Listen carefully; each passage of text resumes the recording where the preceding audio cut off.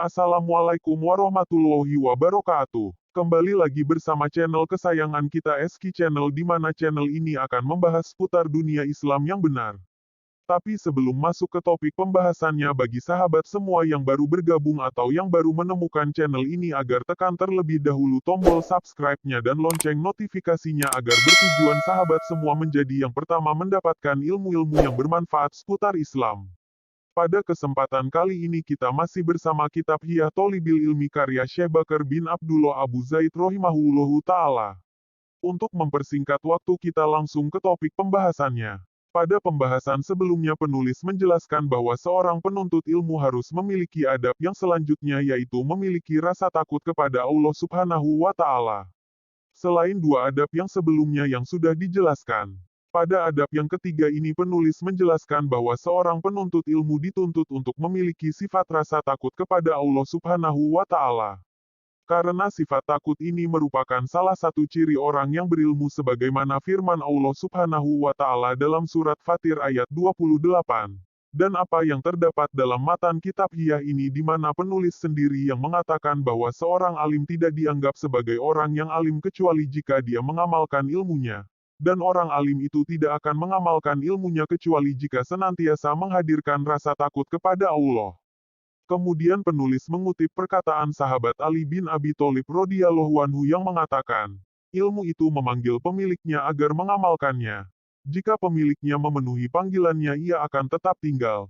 Jika tidak, dia akan pergi. Allahu a'lam. Kemudian penulis menyandingkan adab yang ketiga ini dengan adab yang selanjutnya, yaitu adab yang keempat. Dawamul muraqabah. Selalu bermuraqabah, selalu merasa diawasi oleh Allah Subhanahu wa Ta'ala.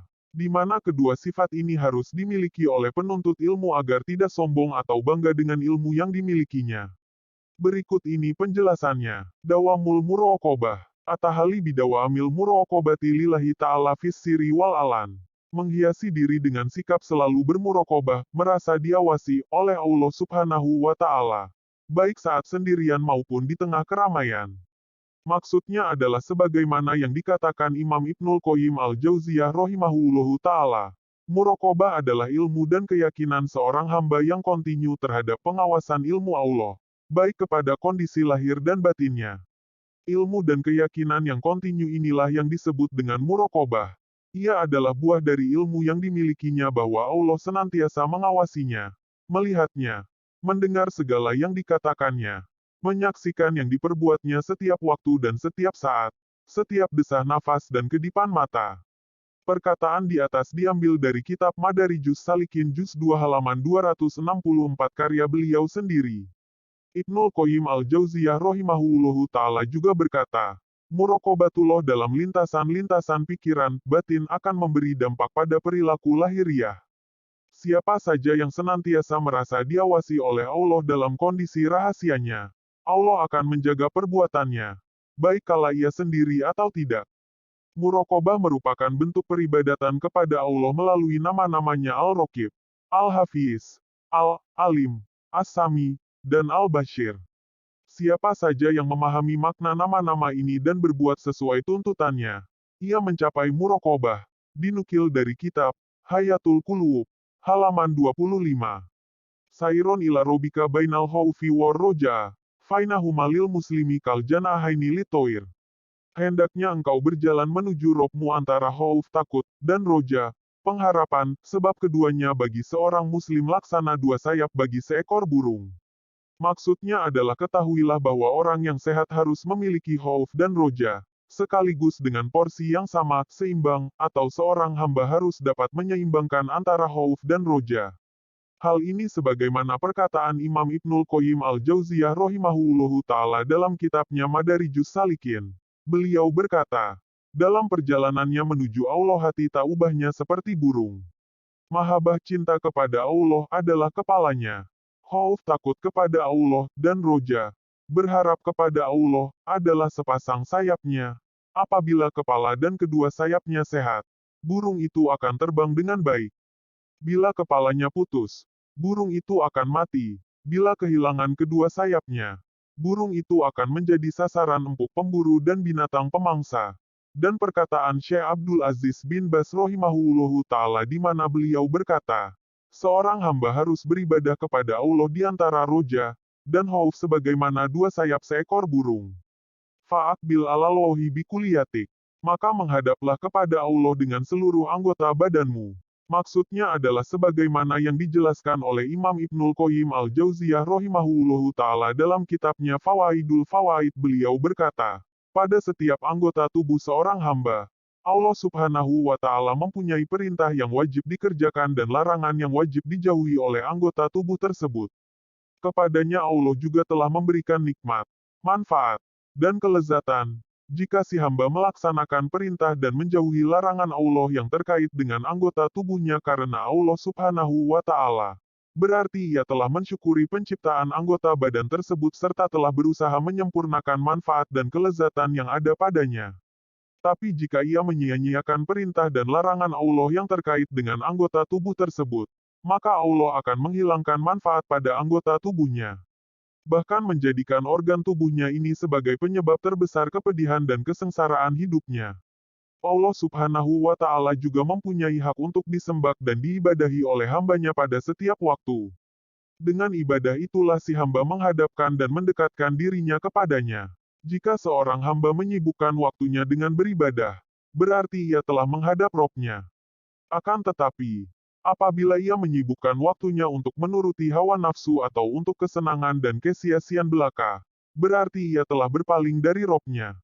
Walyam tali, kol buka bimahabati, penuhilah hatimu dengan kecintaan kepadanya. Maksudnya adalah cinta kepada Allah Ta'ala merupakan jalan yang menjadikan hati manusia itu hidup dan gizi bagi semua ruh. Dan tidaklah ada kelezatan, kenikmatan, kemenangan dan kehidupan pada hati manusia melainkan cinta kepada Allah Ta'ala. Dan apabila hati manusia telah melalaikan dan menghilangkan rasa cinta kepada Allah maka rasa sakitnya lebih besar daripada sakitnya mata ketika mata itu kehilangan cahaya pandangan matanya. Dan lebih besar pula sakitnya daripada telinga ketika kehilangan pendengarannya. Bahkan rusaknya hati ketika kosong dari rasa cinta kepada Allah Ta'ala lebih besar daripada rusaknya anggota badan ketika tiada dan hilang ruh di dalamnya. Dan perkara ini tidak akan dibenarkan dan diyakini kecuali bagi seseorang yang hidup hatinya. Dan sesungguhnya luka itu tidak akan terasa sakit bagi orang yang mati, hatinya. Perkataan di atas diambil dalam kitab Tazkiyatun Nufus halaman 105. Walisa anuka bizikri, lisanmu dengan zikir kepadanya. Maksudnya adalah sebagaimana perkataan Syekh Abdurrahman As-Sa'di rahimahullahu ta'ala berkata, kalau diungkapkan secara bebas, maka yang dimaksud zikir kepada Allah, zikrullah, mencakup semua yang mendekatkan seorang hamba kepada Allah. Baik keyakinan, pemikiran, perilaku hati, perilaku badan, menyanjung kepada Allah atau mempelajari dan mengajarkan ilmu yang bermanfaat atau yang semisalnya. Semuanya termasuk zikrullah ta'ala. Perkataan di atas diambil dari kitab Ar-Riyadu An-Nadiro halaman 245. Adapun dalam hadits yaitu dari Abdullah bin Busr radhiyallahu anhu. Ia berkata, ada dua orang Arab Badui, mendatangi Rasulullah Shallallahu alaihi wasallam. Lantas salah satu dari mereka bertanya, wahai Rasulullah, manusia bagaimanakah yang baik? Yang panjang umurnya dan baik amalannya. Jawab beliau. Salah satunya lagi bertanya, wahai Rasulullah, sesungguhnya syariat Islam amat banyak. Perintahkanlah padaku suatu amalan yang bisa ku bergantung padanya. Hendaklah lisanmu selalu basah untuk berzikir pada Allah. Jawab beliau, hadits di atas diriwayatkan oleh Imam Ahmad juz 4 halaman 188. Sanad hadits ini sahih kata Syekh Syuaib al-Arnaut. Wal istibsyari wal faroh wa sururi bi ahkamihi wa hukmihi subhanah. Serta kesenangan, kegembiraan, dan kebahagiaan dengan hukum-hukumnya maupun hikmahnya. Maksudnya adalah sebagai seorang hamba manusia dituntut untuk menerima seluruh hukum yang Allah tetapkan dengan penuh kesenangan, kegembiraan, dan kebahagiaan. Karena pada setiap hukum yang Allah telah tetapkan itu mengandung banyak hikmah dan faedah bagi manusia baik hikmah itu diterangkan oleh Allah maupun tidak diterangkan. Dalam kitabnya Miftah dari Sa'adah, Imam Ibnul Qayyim al-Jauziyah berkata, ketahuilah bahwa Allah memiliki hikmah di balik setiap ciptaan, perintah maupun syariatnya. Apakah bijaksana jika dia memberitahukan kepada setiap hambanya semua hal yang dilakukannya, menginformasikan kepada mereka rahasia pengaturannya kepada setiap kehendaknya, dan memberikan kepada mereka hikmahnya di balik setiap makhluk kecil yang diciptakannya? Tidak seorang pun manusia yang mendapati satu pun ciptaan maupun perintah Allah yang tidak ada hikmahnya. Bahkan hal terjauh yang dianggap tidak ada hikmahnya oleh orang yang mendalaminya merupakan perkara-perkara yang hikmahnya tidak dapat dijangkau oleh akal manusia. Adapun sikap menafikan hikmah tersebut, maka kita berlindung kepada Allah darinya. Dan itu merupakan sebuah pendustaan terhadap penciptaan dan perintahnya. Karena Allah tidak pernah menciptakan atau mensyariatkan sesuatu yang tidak ada hikmahnya. Bila hal ini telah diketahui, maka dapat dipahami bahwa Rob alam semesta merupakan Rob yang maha bijaksana, maha mengetahui sesuatu. Dia maha mampu melakukan segala sesuatu. Manakala Rob mempunyai sifat-sifat seperti ini, maka seluruh perbuatan dan perintahnya tentu tidak luput dari hikmah, rahmat, dan maslahat. Adapun hikmahnya yang masih terselubung dan masih menjadi misteri bagi seluruh hamba, maka cukuplah bagi sang hamba untuk mengetahuinya secara global kandungan hikmahnya yang amat sempurna. Meskipun mereka tidak mengetahuinya secara terinci, serta menetapkannya sebagai perkara gaib yang hanya diketahui oleh Allah. Cukuplah bagi mereka dengan menjadikan hikmah yang tampak sebagai sandaran dan bukti keberadaan hikmah yang lebih sempurna dan universal yang belum mereka ketahui secara jelas.